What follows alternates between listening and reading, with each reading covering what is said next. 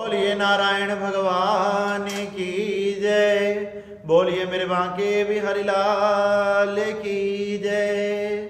आप सभी को श्री कार्तिक मास की हार्दिक शुभकामनाएं। श्री सुजी महाराज शौनकादिक 88,000 ऋषियों को कार्तिक मास का 11वां अध्याय सुनाते हैं।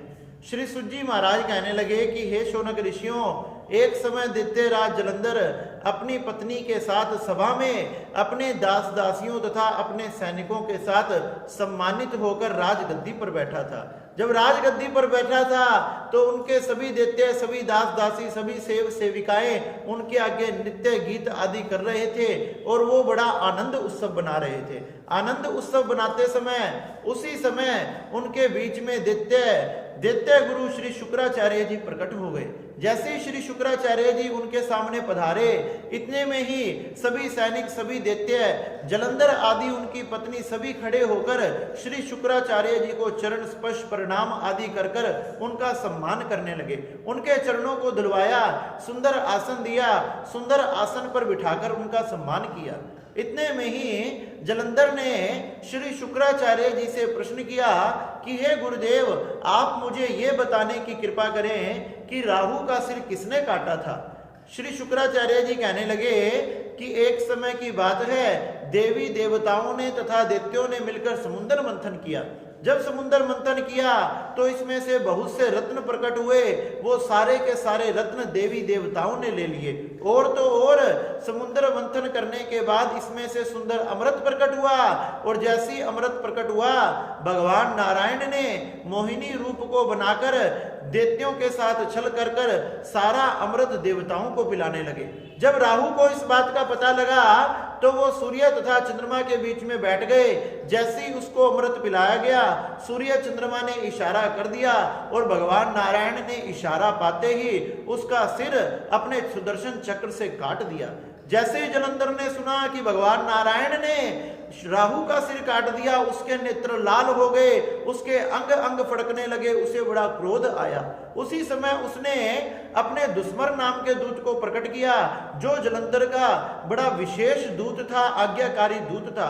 उसे सारी बात बताई कि किस प्रकार से देवी देवताओं ने हमारे साथ छल किया, हमारे पिता समुद्र में से सारे रत्नों को ले लिया और तो और अमृत का पान कर लिया और तो और हमारे दैत्य राहु का सिर काट दिया। इस प्रकार से दुश्मन को कहा कि तुम जाकर इंद्र को कहो कि हमारे सारे के सारे रत्न वापिस करे, हमारा अमृत वापिस करे, नहीं तो हम उन्हें नहीं छोड़ेंगे। उसी समय दुश्मन जलंधर की आज्ञा लेकर अमरावती में इंद्र के सामने प्रकट हो गया और इंद्र को कहने लगा, हे इंद्र, जलंधर के शब्दों को कहने लगा कि हे इंद्र, तुम मेरी बात ध्यान से सुनो। समुद्र में से जितने भी रत्न प्रकट हुए थे वो हमें प्रदान करो, नहीं तो तुम्हारा राज्य विध्वंस कर देंगे। तुमने हमारे पिताजी के ऊपर समुद्र मंथन कैसे किया, ये आज्ञा तुम्हें किसने प्रदान की।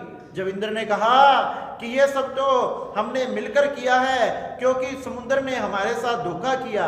जब एक बार मेरा दैत्यों के साथ युद्ध हुआ तो समुद्र ने सभी दैत्यों को अपनी कुक्षी में छुपा लिया और तो और सभी पर्वतों को अपनी कुक्षी में छुपा लिया। ये उसी का परिणाम है कि हमने समुद्र पे मंथन कर कर उसके सारे रत्नों का हरण कर लिया, उसके सारे रत्नों का हरण कर लिया, अमृत का पान कर लिया। चाहे कुछ भी हो जाए, अब हम ना तो रत्न देंगे ना अमृत देंगे। जैसे दुश्मन नाम के दूत ने यह बात सुनी, दुश्मन नाम का दूत वहां से अंतर ध्यान हो गया और जलंधर के सामने प्रकट हो गया। जलंधर के सामने प्रकट होकर कहने लगा कि ये दैत्य राज, इंद्र ने मना कर दिया, ना अमृत देगा ना रत्न देगा। और तो और कहने लगा कि मुझे किसी का डर नहीं है। जैसे ही जलंधर ने यह शब्द सुने, चारों तरफ से अपने दैत्यों को एकत्रित करना प्रारंभ कर दिया। शुंभ निशुंभ आदि सभी दैत्य सेनापति उसके साथ एकत्रित हो गए और सभी ने एकत्रित होकर अमरावती पर युद्ध बोल दिया। शंखों की ध्वनि हुई, गर्जना होने लगी, गूंज उठने लगी। ऐसी शंखों की ध्वनि, गर्जना, युद्ध के ऐसे हुंकार भरते हुए जब देवताओं ने देखा तो जैसे ही बाहर आकर देखा, दैत्यों ने सारी अमरावती को घेर लिया। अब तो दोनों के बीच घनघोर युद्ध होने लगा। दैत्य दानवों को मारने लगे, दानव दैत्यों को मारने लगे। इतना घनघोर युद्ध होने लगा कि जलंधर सभी देवताओं को मारने लगा और इंद्र सभी दैत्यों को मारने लगा। जैसे ही श्री शुक्राचार्य जी ने देखा कि हमारे दैत्य मारे जा रहे हैं, भगवान शंकर का स्मरण किया, मृत्यु संजीवनी मंत्र के द्वारा सभी दैत्यों को जीवित कर दिया। जैसे ही गुरुदेव बृहस्पति ने देखा कि इन्होंने दैत्यों को जीवित कर लिया, तो गुरुदेव बृहस्पति ने क्या किया, द्रोणगिरी पर्वत पर गए, वहां से औषधि लाकर अपने देवताओं पर छिड़की और उनको जीवित कर दिया। जलंधर कहने लगा कि हे गुरुदेव, मैंने इतने देवताओं को मार डाला, फिर भी ये कम नहीं होते, और तो और जिनको मैंने मार दिया वो दोबारा जीवित हो जाते हैं। इसका क्या कारण है? क्योंकि मृत संजीवनी विद्या तो केवल आपके पास है।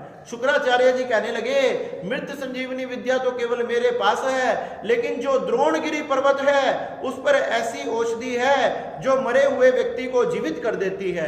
वही देवगुरु बृहस्पति जी वहां से औषधि ला लाकर अपने देवताओं को जीवित कर रहे हैं। अगर तुम में सामर्थ्य है, तुम में शक्ति है, तो जाकर उसको द्रोणगिरी पर्वत को उखाड़ कर समुद्र में फेंक दो, फिर एक भी देवता दोबारा जीवित ना हो सकेगा।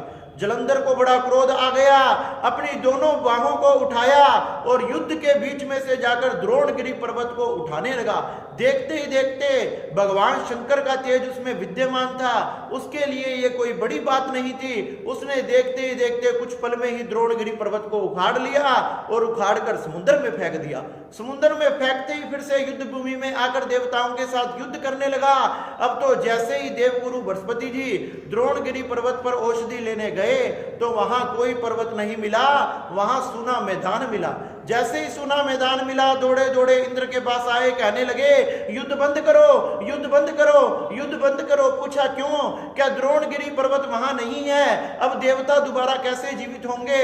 जलंधर जीत जाएगा, सब मारे जाएंगे, युद्ध बंद करो। जैसे ही देवताओं ने यह सब बात सुनी, सबके सब एकत्रित हुए और युद्ध छोड़कर भागने लगे। सबके सब अमरावती को, स्वर्ग को छोड़कर भाग गए। सब जाकर पर्वत की गुफाओं में छुप गए और दैत्यराज जलंधर ने अपनी सेना के साथ अमरावती पर अपना अधिकार स्थापित कर लिया।